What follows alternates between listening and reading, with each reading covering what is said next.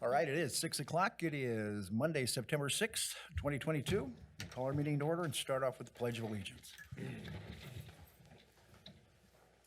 I pledge Allegiance to the flag of the United States of America and to the republic for which it stands, one nation, under God, indivisible, with liberty and justice for all. All right, we'll start off with a roll call, please. Lyon, Yes. Collister, Yes. Good, Yes. Holm. Yes. All right, do we have an approval, or motion for an approval of tonight's agenda?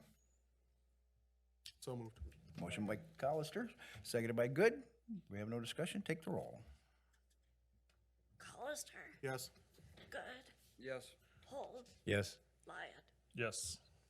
Okay, now next is our public participation. I don't see anybody here from the public, so I guess we'll move on. Next is our consent agenda with the minutes of the August 15th, 2022 regular meeting. Our bills payable through September 6th, 2022 in the amount of $208,536.45. Renewal of a Class B beer permit and outdoor sales and living quarters filed by the Maquoketa Brewing Company. So moved. Motion by Collister, Second. seconded by Holm. We have no discussion. Take the roll. Good, Yes. Holm, Yes. Lyon, Yes. Collister. Yes. Okay, that passes. Next, we have presentations, and we have a report from the Maquoketa Chamber of Commerce. Good evening, everybody. Mayor and Council, I have already given you, of course, the new updated community guide. And you've already received my report in your packet. Please, as always, let me know if there is some information that you're not getting from me that you would like me to be including in these. And then I just wanted to take a few minutes and highlight a few things that the Chamber is up to. First, our community guide is being distributed in and around the area. If you haven't seen it yet, you should have a copy.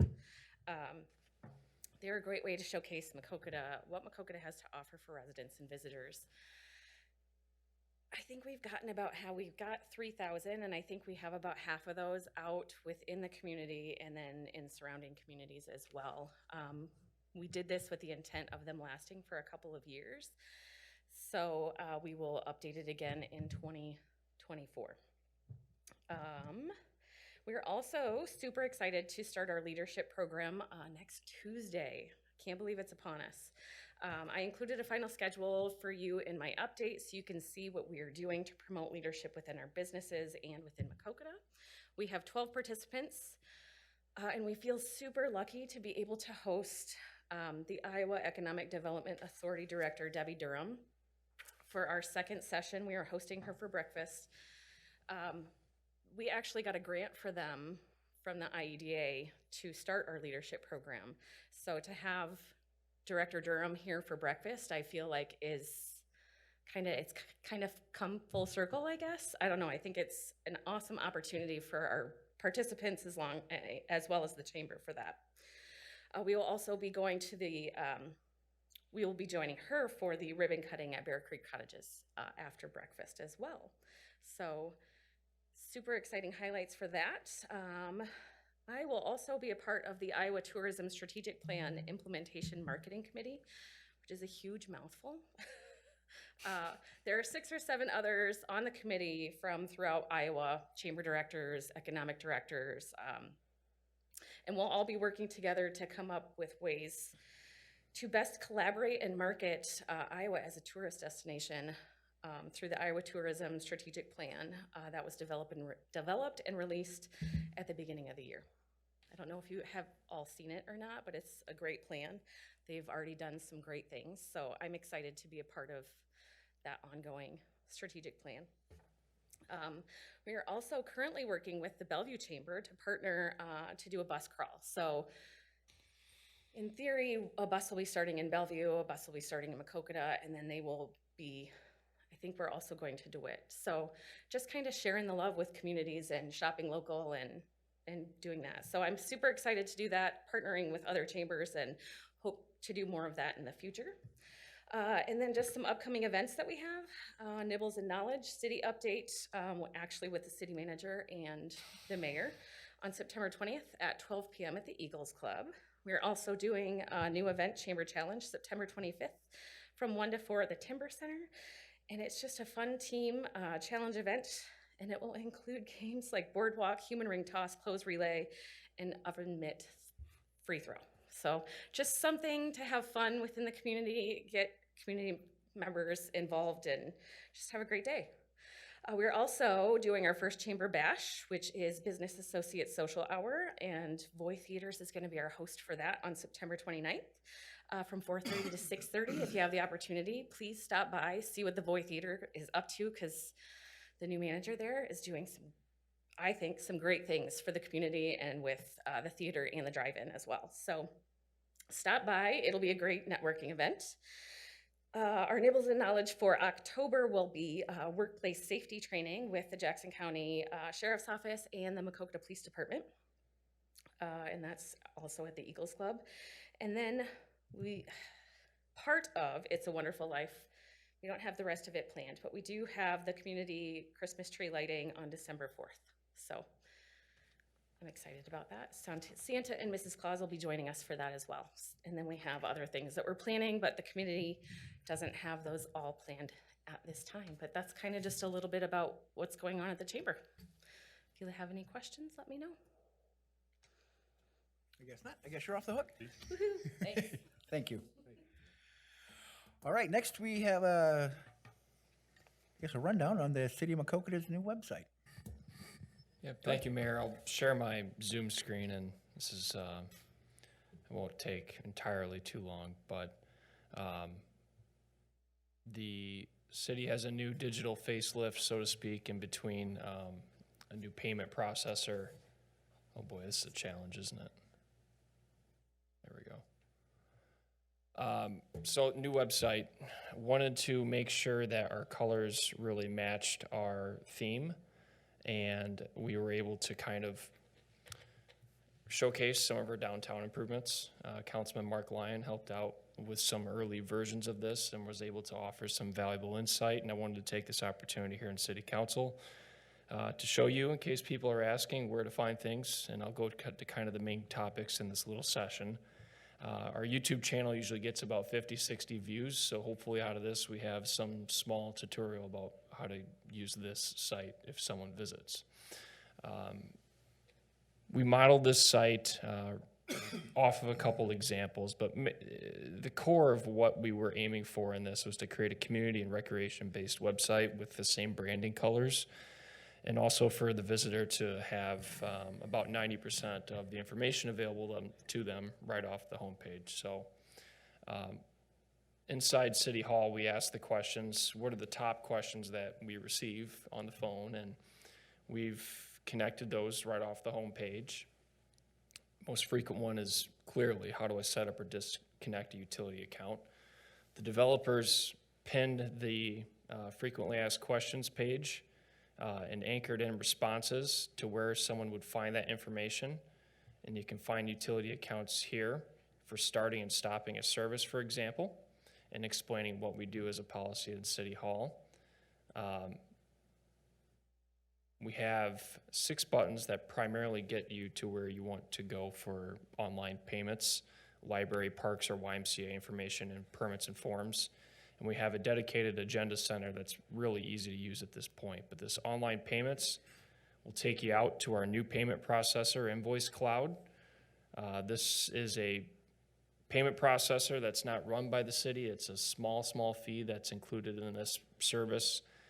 Folks that are in the ACH program for utility bills, they don't have to migrate from it onto this. That's not required. The free service is and will always be available. But this system is really slick. It allows you to put in your account code. You pay your bill. Like I said, it's a very small fee included, but on our end, that means there's no one manually entering in payments on the back end. When we download payments each day, the system automatically knows what accounts it goes to. So there's a substantial time savings there as well.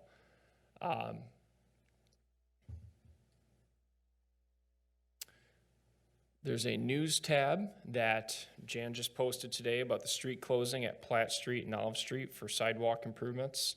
And then Facebook, so if someone isn't on Facebook, they can have access to our feed off of the website as well. And we only have one meeting so far up on the website, this being this one, but as Jan and I kind of take the lead on organizing meetings out, we can put them on this calendar for folks to kind of scroll over and very easily see what's happening with the city that day. It should be a really, really fine system to work with. Some other sites that were served as some inspiration allowed us to kind of maybe use this bottom space to kind of present some of Maquoketa's rolling hills and color scheme again with Maquoketa Cave State Park, which draws quite a few people. That's kind of how we wanted to finish the pages off, but right now, this is what it looks like, and this is pretty much the artistic, organized feel of how it will be. There's some sections that I'm still cleaning up. The developers were able to hand over about 150 pages to us, and our previous site had 500 some.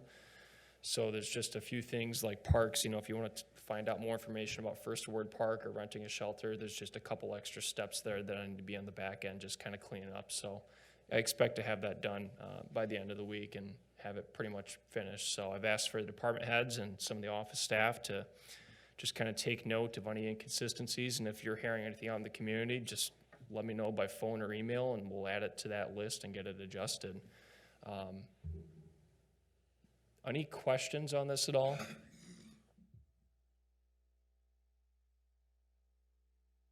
It's really nice. Thank you. I'll also add that a decision I made, it took away the daily call report from the police section. That was our most visited page. I would say that we were over volunteering that information based on calls and then address and all those things. And I've gone to enough police calls in my life to know that they're sometimes unfounded or untrue. I don't think that we should allow that type of activity directly off of our website. We're going back to our pre-pandemic process, which the call report log is available at the police station daily. So that's going to be available. I've communicated that to KMAQ and the Sentinel Press at this point, but just want to, to make sure everyone knows that there's a reason it's not up there and it is available still if they are seeking it. That's all I got. Okay, very good. It looks very nice. Next is item 8, and that's our public hearings for tonight. Item A is a public hearing to review plans and specifications for Innovate 120 facility improvements. Josh? Thank you, Mayor.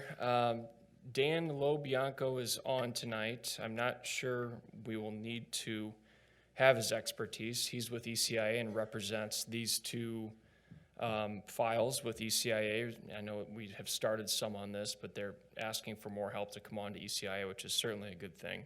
If you were to ask me any questions of complexity, I'd ask Dan to step up and maybe tell us what he knows about the project. But we've set a public hearing or two in this agenda to kind of allow for public input on some of the projects that are ongoing. The 120 South Main one, if there was any public input on it, we'd turn that over to Andrew McCready and Robert Abbott for consideration. But seeing no one from the public here, I'll turn it back over to you, Mayor. Okay. Motion to close the public hearing. Second. Okay. We got a motion by Colister, seconded by Lyon, to close the public hearing. We have no discussion. Take the roll. Holt, Yes. Lyon, Yes. Colister, Yes. Good. Yes. Okay. Item B is a public hearing on the status of funding activities for a CDBG Homebuyer Assistance Program. Josh? Thank you. This predates me, but I know that this is related to the Pocket neighborhood and some of the resources they pulled together to finish that project off. Through the life of a CDBG program, for this one, I'm told that there needs to be a 50% public hearing date on the progress of it, and that's what this represents. Okay. And this is Angie Kappas with ECIA. I can kind of give you a quick history and a current status if you'd like. Yes, please. Okay, so it does, like you said, the status of funding activities, it is for that second homebuyer assistance grant that we had received for the Maquoketa 2020 CBDG. grant the city of Maquoketa applied for and was awarded $103,400 in community development block grant funding to provide homebuyer assistance to 5 households with the purchase of homes in the Bear River Cottage subdivision, commonly known as the Pocket Neighborhood Homes. The 2015 Jackson County Housing Needs Assessment has shown a need for 84 new homes to be constructed from 2015 to 2025, with only 10 homes being constructed in the first 5 years, and those were not affordable to low to moderate income households.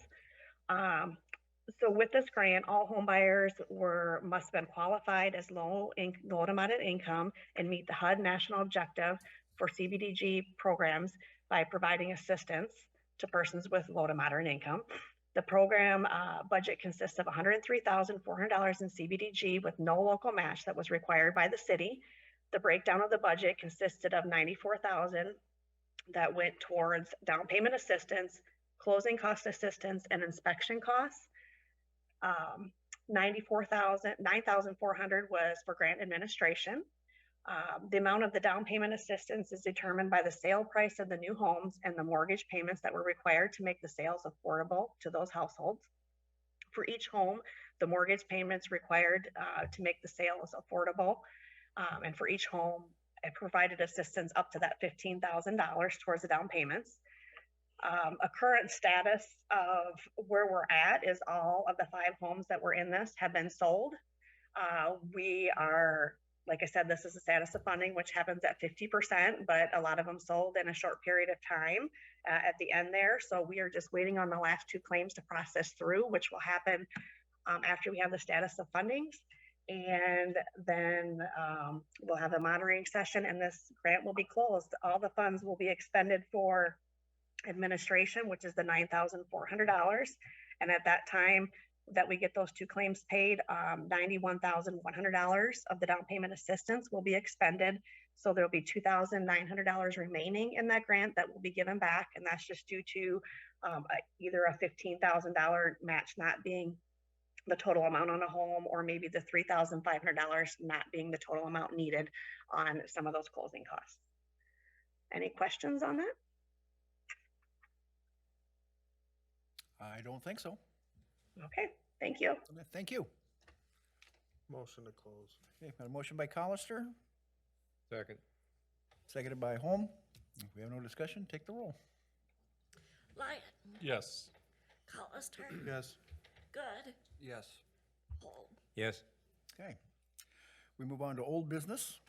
Item A is an ordinance amending Title V, Land Use Regulations, Chapter 1, Zoning Regulations, Subchapter B, District Boundaries and General Regulations of the City of Maquoketa's Code of Ordinances, and this is the 3rd reading.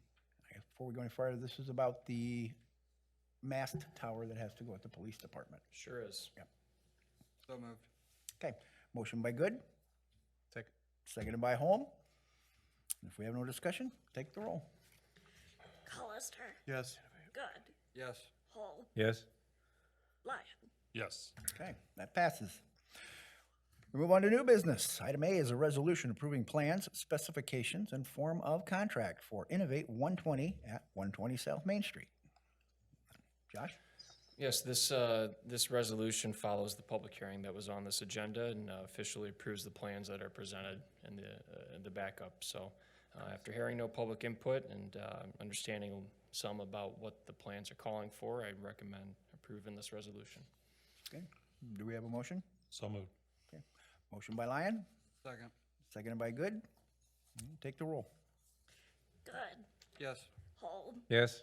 Lyon, Yes. Colister. Yes. Okay, that motion passes. Item B is a resolution to establish a public hearing date on Monday, September 19th, 2022 at 6 p.m. to enter into a community space development agreement with Redeker Partners LLC, 120 South Main Street, and providing for publication of a notice thereof. Thank you. This one's led by our city attorney. I know we've signed a lot of agreements, CDBG related, and because we're so far in, which there's nothing wrong with that, don't get me wrong, but our attorney wants to put their look on it and sign a separate city and Redeker Partners / Robert Abbott agreement, and that's what this is. This has nothing to do with CDBG. other than that this is the developer and the city engaging again in an agreement about what happens if, and, you know, those same things apply. There's no changes, no new information that you're not aware of. Mr. Abbott, Rediker Partners covers any change order costs and goes and does the local cost share. So it's all in better protection for the city. Okay. So moved. Okay, motion by Lyon, Second. seconded by Good. Take the roll. Holm, Yes. Wyatt, Yes. Colister, Yes. Good. Yes. Okay, motion passes. Item C is a resolution to establish a public hearing date on Monday, September 19th, 2022 at 6 PM to enter into an upper story housing agreement with Rediker Partners LLC at 138 South Main Street and providing for publication of a notice thereof. So moved. Second. Motion by Colister, seconded by Holm. If we have no discussion, take the roll.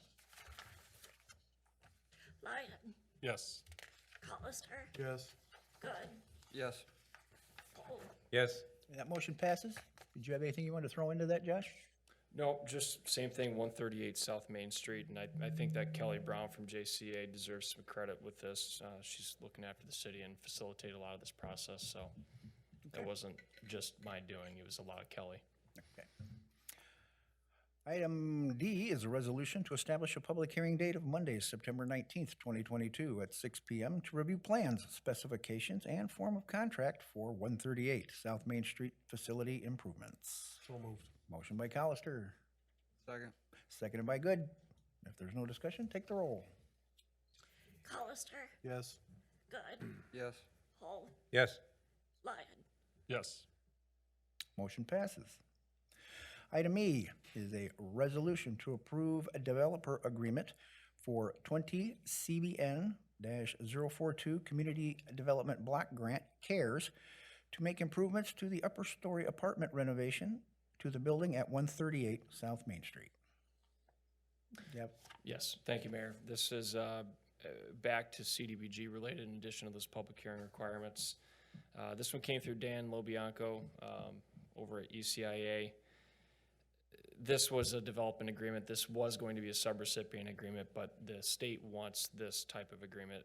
Does it make a difference to you? No, but this further defines, again, the relationship between us and allows us to enter in an agreement. And I did add some extra sentences in here about what it is that's actually being improved, and they're gonna be two pretty high-quality apartments upstairs there. And I know Mr. Abbott had once upon a time told me that before he bought his house, if he would have had the opportunity at this place, he would have completely redone this because it's got beautiful vaulted ceilings and it has a really, really nice feel to it. So it's a heck of a number you're looking at in that paragraph, and I think those are the reasons why. It takes some resources to get it right. Okay. So moved. A motion by Colister, Second. seconded by Holm. And since there's no discussion, take the roll. Good. Yes. Holm, Yes. Lyon, Yes. Colister, Yes. Okay, motion passes. Item F, resolution authorizing invitation to bid for the 138 South Main Street Facility Improvement Project. So moved. Second. Okay, with motion by Lyon, seconded by Colister. There's no discussion, take the roll.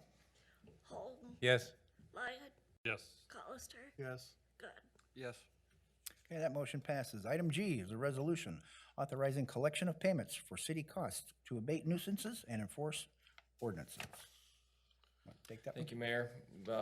Usually about twice a year, we come to the council with a list of folks that are in the attached backup that we've been unsuccessful in collecting service payments from related to basic nuisances, very basic. So, snow removal on sidewalks, some weeds, some extraordinary grass situations.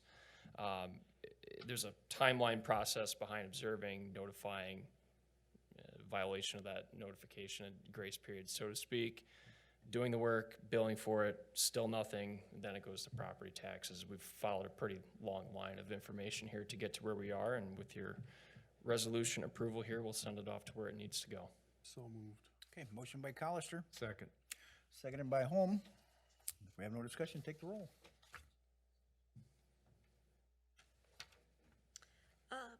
Lyon, Yes. Colister, Yes. Good.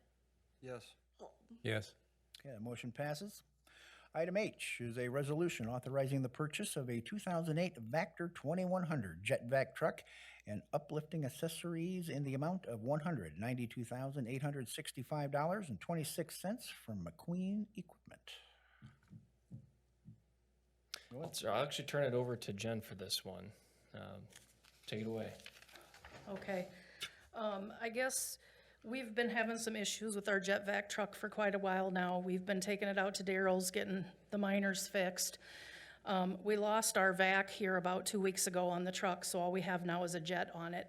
I got estimates from McQueen, because they're the ones that are gonna take it in on trade. And I had them break all the estimates down from, like, the back end, we need a new tank on it. Obviously, we need a new blower motor for our vac. So I had them break it all down. Long story short, to repair ours, to get it to where it needs to be comparable to a new truck, would be around $68,500. We've been putting money away for quite a few years now, because the cost of a new one's around $600,000. And we just decided with that kind of repair costs, we needed to start looking. So I started looking. I found 3 trucks that were very comparable. One was in Chicago, one was in Florida. The Florida one was about $20,000 cheaper and had a lot of the same things as the one here in Ankeny from McQueen. But if we have anything go wrong with it in 60 days, then we have to get it done in Florida. And then the next thing is, if they take our truck in on trade, how do we get our truck down there, you know, or do we just fly down, send ours to the junkyard, fly down and bring one back, that kind of thing. So it just wasn't feasible. The one in by Chicago, which is about the same distance, they bring trucks in, but they don't go through them. McQueen took the truck that we're looking at, it was from Mason City. They did like a 90-point checklist on it, and they gave us everything they found on it that they could find that was wrong, and they'll fix everything. And there wasn't that much wrong with it, but they'll fix it and they'll stand behind it for 60 days. So just a little comparison, we're going from a 23-year-old truck to a 14-year-old truck, 10,000 hours down to 3,000 hours, 73,000 miles down to 32,000 miles. We had enough money in our CIP.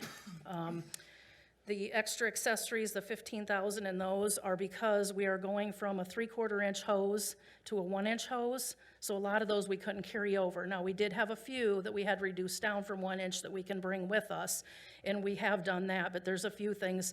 A root cutter was one thing we couldn't bring with us, so we have to have a root cutter because we use it a lot. So I guess if there's any questions of me, shoot.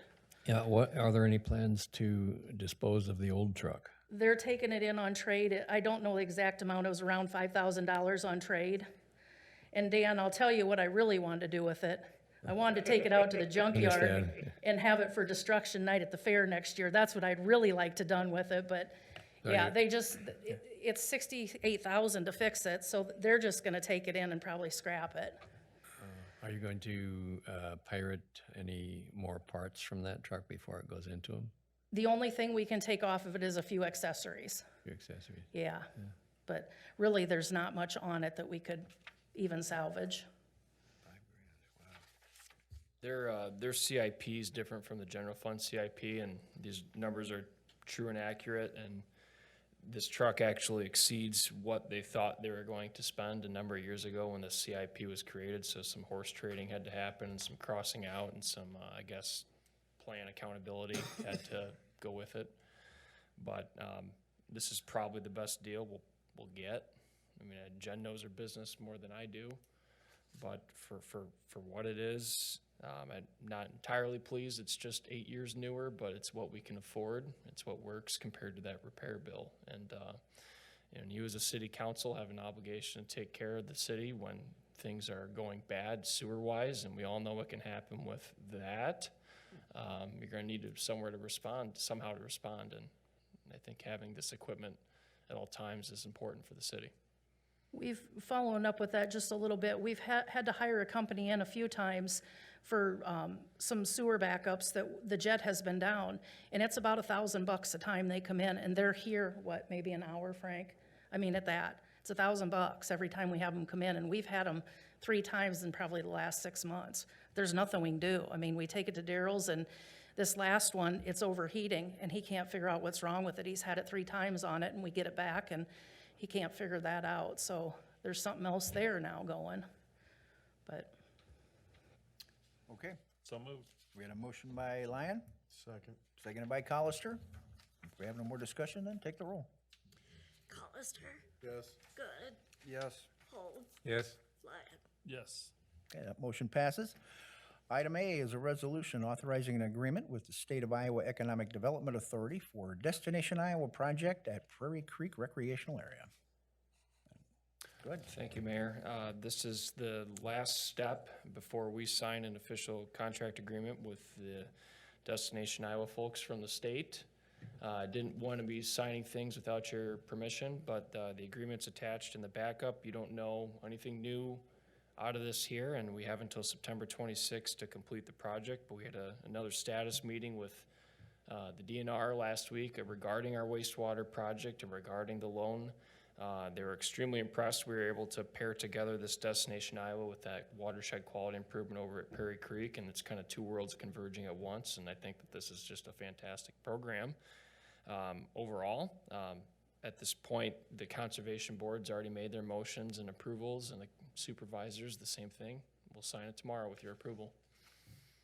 Okay, So moved. motion by Lyon, Second. seconded by Holm. Any discussion? Then take the roll. Good, Yes. Holm, Yes. Lyon, Yes. Colister. Yes. Okay, that motion passes. Item J is a discussion and possible motion to close 2 coal chutes located at 114 East Platte Street for preparation of the sidewalk on the East Platte Street project. Go ahead. Thank you. I usually don't walk into a meeting without a absolutely solid plan for you and a recommendation. I don't like how this one played out, so I'll explain just a little bit about what's happened here. Frank and I were notified on Thursday afternoon for the need to get these coal chutes replaced on what would be the east side of 114 East Platte. This is where sidewalk is going in and calling for about $4,000 per hole. This work happened on Main Street. Council paid for it, the contract paid for it. I think the difference is that the council knew that was there on Main Street at that time, and they knowingly signed a contract for it. So here we are in a position of a change order, at least an item that would be on a change order, in the spirit of keeping you guys in the driver's seat. Wanted to communicate with you guys what was happening, kind of give Chig-Fry the proper authorization. This is what we're thinking. Yeah, please go ahead. Or maybe we should do something else. Met with the owner under the logical thought that it's his coal chutes, his foundation wall, and asked for a cost split, which he was, thinking favorably upon, or perhaps doing the work himself. Got a call from him this morning after he consulted with his attorney, and he's saying it's ours to fix because it's our sidewalk and we unearthed it and everything else. So I'm not exactly thrilled with how the day went. I thought we had a great conversation on Friday. I think this puts the council in an interesting position overall because we do have the Main Street example, and we do have a precedent where if there's been issues on similar sorts of things on private property, we have split things, and that seemed to work. And we're in a spot right now where, in my opinion, would we win our case? Maybe. We'd probably have to go back and forth with some attorney and some cost. But, I don't want the council to end up in December with no sidewalk at 100 East Platte. I think it's too important to ignore. I guess kind of the lesser of two evils in my mind is to support us and telling Chig-Fry to go ahead. And then we can punt it over to Bolton and Meek and continue to engage the owner in conversation. But at this point, I don't think you want to slow down despite how much this, for the principle of it, does kind of irk me. So it is a problem. It does need resolved before sidewalk goes in. The sidewalk cannot go in unless it's sealed. That's where I'm at. And Frank, if you know something I don't that would help the situation here, please, by all means, I don't think we have a choice. I think we've set the opposite precedents where we've taken care of all kinds of things we shouldn't have taken care of. And I think this falls under it. And if I had an attorney, I'd sue the city if you told me I had to pay for this after knowing some of the other stuff that's gone on. So I will make a motion to approve. Second. Motion by Colister, seconded by Lyon. Do we have any discussion here? Then take the roll. Not a good one. Holm, Yes. Yes. Colister, Yes. Good. Yes. Okay, motion passes. Item 11 is the reports and communications. Anything from any council members? Just want to remind everyone that Mocktoberfest is coming up September 17th, so we're going to have music, vendors, food trucks, kids' activities. We'll be shutting down Main Street. There'll be multiple bands, all kinds of things, and it's absolutely free. So come on out. There's a classic rock band in the evening. There's a country band in the afternoon, but bring the kids down. I think everyone will have a good time. Okay. You're also sitting on National Night Out. What's the date? The 13th. So.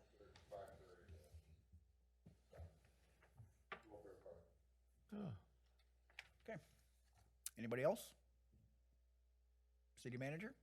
I think the only other thing that's important to note is over the last couple of weeks, JCA and I really, we are not going to be able to be state certified as an industrial site. We miss the minimum acreage after an 80% by just a few acres, which is, it's neither here nor there, but we're not going on to the next phase. So that was Midas-related business, but that kind of pushed us in the position of rethinking our marketing strategy, and we're going to start up with a new real estate firm out of Des Moines, Hubble, and they're more specialized in this stuff. So I'm excited to see where that takes us if there's an initial splash on some industrial park property.